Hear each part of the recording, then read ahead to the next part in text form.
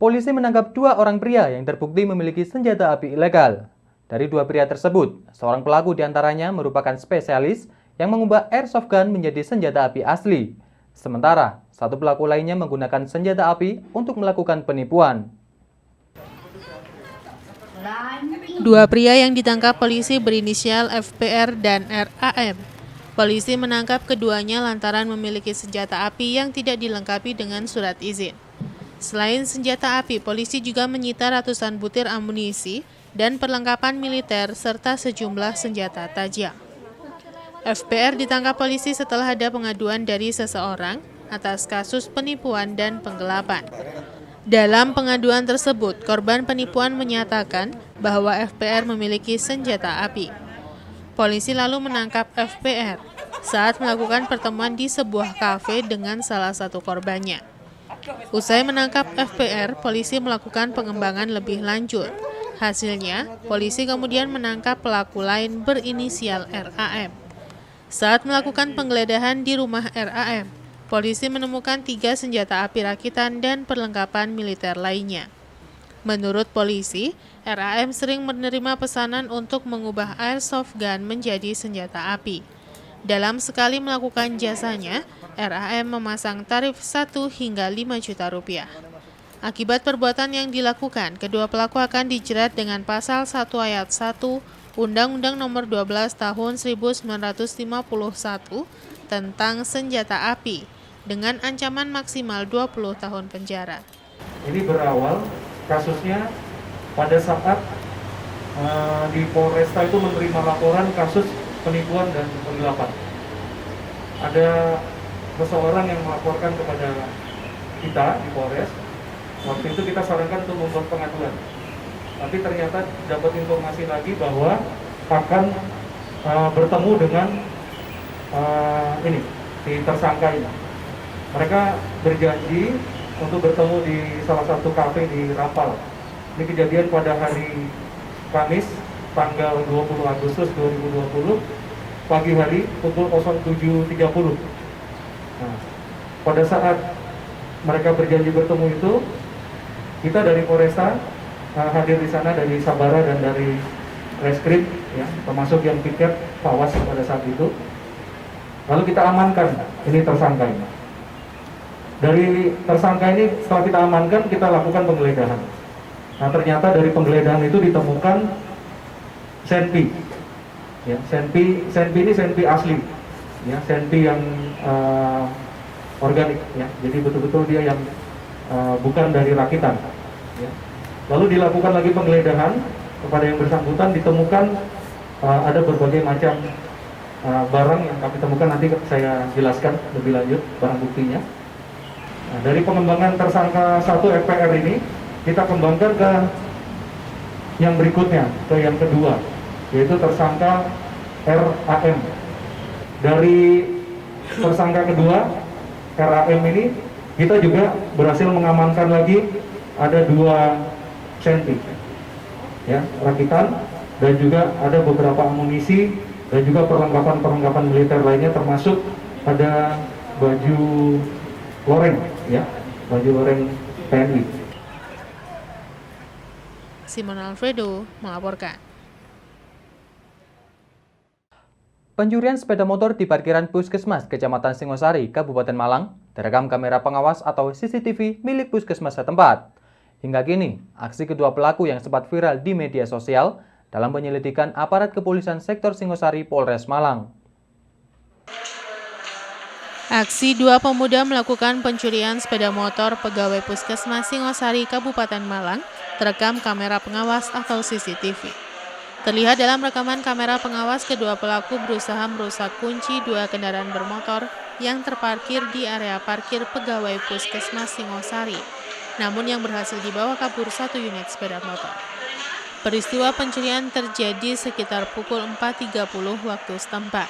Menurut keterangan korban, kedua pelaku sebelum memasuki area parkir pegawai dengan cara merusak pintu pagar parkiran dan sempat berusaha akan membawa kabur 2 kendaraan. Aparat kepolisian sektor Singosari membenarkan peristiwa pencurian sepeda motor yang terekam kamera pengawas terjadi di area parkir pegawai Puskesmas Singosari yang terjadi pada dini hari. Sekitar subuh jam 4.22, pokoknya setelah adzan subuh itu. Itu berapa orang dia? Kalau dilihat dari CCTV ada 2 orang. 2 orang tersorot masuk lewat pagar sana dengan didongkel sepertinya. Bukan bobol kunci, bukan, tapi didongkel. Kemudian sebelumnya di sini ada sepeda Scoopy yang juga parkir. Tujuannya kayaknya sepeda Scoopy dulu kalau tidak dari CCTV-nya. Karena Scoopy-nya tidak bisa didongkel, menuju ke sepeda Matic saya. Pada saat itu Honda Beat warna merah putih. Itu lewatnya lewat apa? Mencongkel pintu pagar? Iya, mencongkel pintu pagar yang sebelah sana. Sebelumnya apa nggak ada curigaan orang luar gitu? Kalau curiga orang luar enggak ada, kita enggak mencurigai orang luar. Sementara peristiwa pencurian yang terekam kamera pengawas sempat viral di media sosial, kini dalam proses penyelidikan aparat kepolisian sektor Singosari, Polres Malang. Saat ini terkait dengan adanya laporan tindak pidana pencurian dengan pemberatan kendaraan bermotor atau curanmor yang terjadi di wilayah hukum Polsek Singosari, tepatnya di halaman parkir Puskesmas Singosari. Di sana kan untuk kegiatan pelaku pada saat melakukan perbuatan pencurian tersebut terekam CCTV. Dan selanjutnya kami dari unit Opsnal Polsek Singosari atau unit Opsnal Reskrim Polsek Singosari saat ini melakukan penyelidikan terkait dengan pelaku maupun keberadaan barang bukti yang telah diambil oleh pelaku pada saat itu. Itu berapa motor sih Bang? Waktu itu satu unit kendaraan yang berhasil dicuri oleh si pelaku, yang mana sebelumnya kendaraan itu diparkir oleh pemiliknya, yaitu salah satu perawat yang ada di Puskesmas Singosari. Kemudian pada keesokan harinya motor itu kita sudah tidak ada. Yanto Yancung melaporkan. Puluhan mahasiswa Universitas Brawijaya atau UB kembali melakukan aksi demonstrasi menuntut keringanan uang kuliah tunggal atau UKT. Mahasiswa mendesak pihak kampus untuk memberikan keringanan UKT bagi mantan mahasiswa bidik misi karena mereka terdampak pandemi COVID-19. Aksi demonstrasi puluhan mahasiswa ini berlangsung di depan kantor Rektorat Universitas Brawijaya Malang. Mahasiswa yang turun dengan membawa poster berisi tuntutan mendesak pihak kampus untuk memberikan keringanan uang kuliah tunggal atau UKT bagi mantan mahasiswa bidik misi. Dalam orasi yang disampaikan, mahasiswa menilai bahwa kebijakan kampus untuk membebankan uang kuliah tunggal bagi mantan mahasiswa bidik misi sebanyak 1,2 juta hingga 3,6 juta sangat memberatkan. Mengingat di masa pandemi COVID-19, orang tua mahasiswa sangat terdampak ekonominya. Mahasiswa juga merasa resah dengan adanya kenaikan UKT bagi mantan mahasiswa bidik misi, karena dengan kenaikan UKT tersebut mengancam ratusan mantan mahasiswa bidik misi yang tidak mampu membayar, dikhawatirkan tidak akan melanjutkan kuliah dan terpaksa mengambil cuti kuliah. Dalam aksi ini, puluhan mahasiswa ditemui oleh Wakil Rektor 2. Mahasiswa mendesak pihak rektorat untuk memberikan keringanan UKT dengan hanya membayar Rp500.000 per semester. Mahasiswa juga mengancam apabila tuntutan mereka tidak dipenuhi, akan kembali melakukan aksi demonstrasi hingga tuntutan dipenuhi.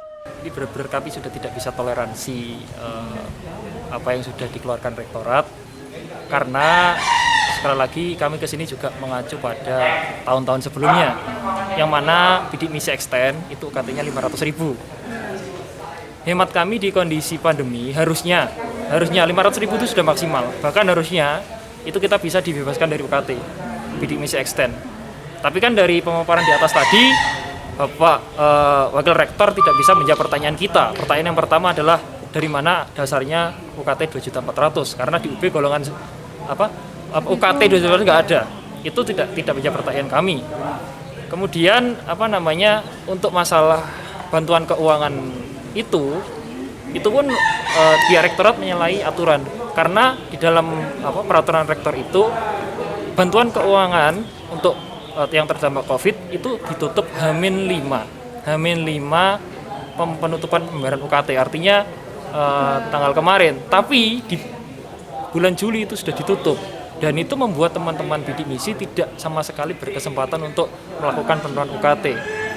Untuk saat ini sih kami akan tetap di sini, Mbak, karena benar-benar 800 teman kami itu di grup forum bidik misi sudah ada wacana bahkan untuk mengajukan atau bahkan mengajukan cuti lah, tidak bisa melanjutkan kuliah. Bidik misi 16 itu kan 2016 itu kan totalnya kalau nggak salah 1.200 kemudian tadi kata beliau 400-an sudah membayar. Ada sekitar 800 yang belum membayar. Data yang masuk di kami hanya 400. Kami coba mendata teman-teman yang bermasalah, keluhan-keluhan itu 412. Dan ternyata tadi rektor bahkan mengatakan ada 800 sekian. Simon Alfredo melaporkan. Terima kasih Anda masih bersama kami dalam Info 7 Malang Raya. Angin yang bertiup cukup kencang mengakibatkan banyak reklame rusak dan sobek. Tidak hanya itu, masih banyak reklame yang habis izin pemasangannya di sepanjang Jalan Raya Lawang sampai Karangploso masih terpasang di pinggir jalan. Angin yang bertiup cukup kencang dalam beberapa hari terakhir patut diwaspadai para pengguna jalan. Banner reklame maupun pohon pinggir jalan bisa sewaktu-waktu roboh dan menimpa pengguna jalan. Tidak hanya itu, di sepanjang Jalan Raya Lawang, Singosari sampai Karangploso, masih cukup banyak reklame yang sudah habis izin pemasangannya dan belum diperpanjang terpasang di pinggir jalan. Tidak hanya itu, akibat terbatasnya space untuk iklan reklame dan tidak sebanding dengan banyaknya reklame, berdampak pada fasilitas umum yang dijadikan sebagai tempat memasang iklan reklame, sekalipun melanggar aturan yang berlaku.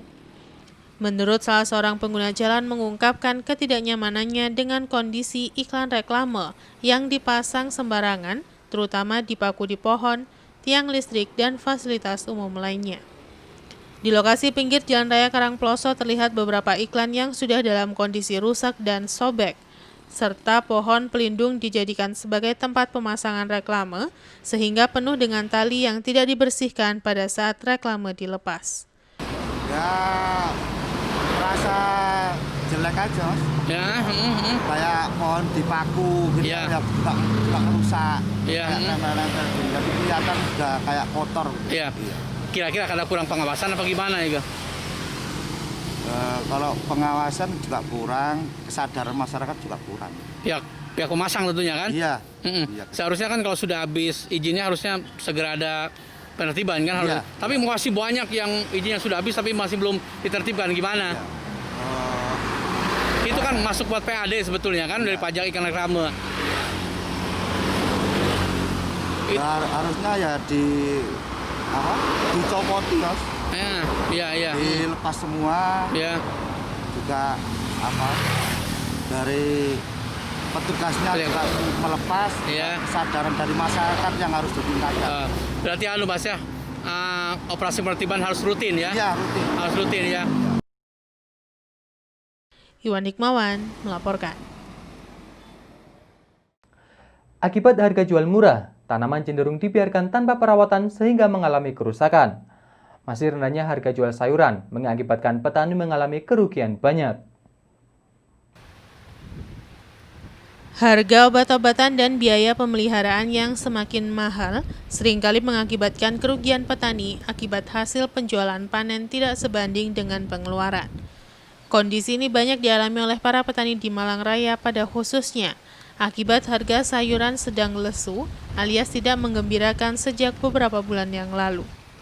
Kondisi pasar menjadi salah satu penyebab harga sayuran turun akibat permintaan yang turun, sementara pasokan melimpah pada musim kemarau.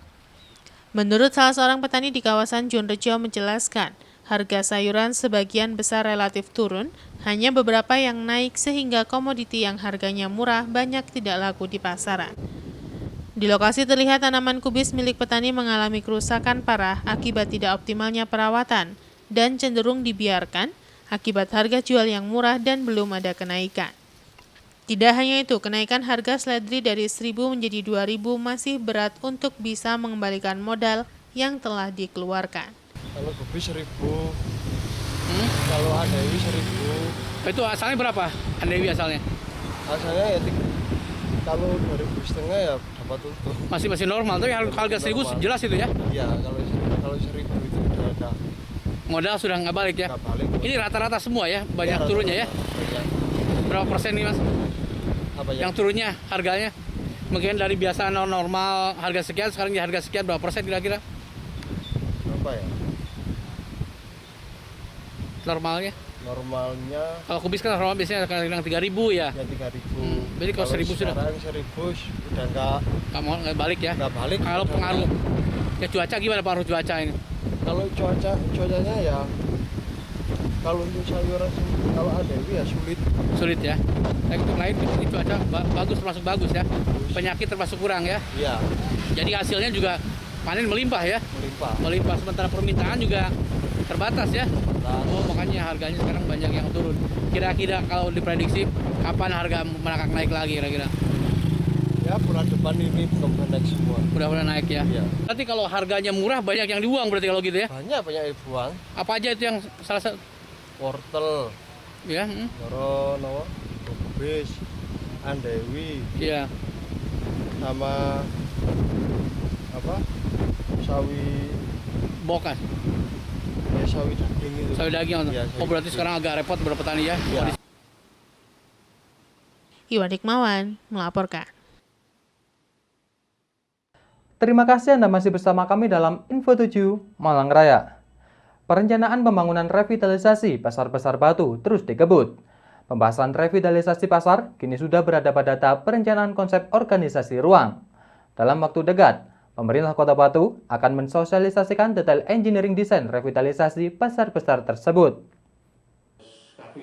Bertempat di ruang rapat utama atau Rupatama Balai Kota Among Tani, kegiatan presentasi perencanaan konsep organisasi ruang atau DED Pasar Besar Kota Batu oleh konsultan dari PT Sarana Budi Prakar Saripta.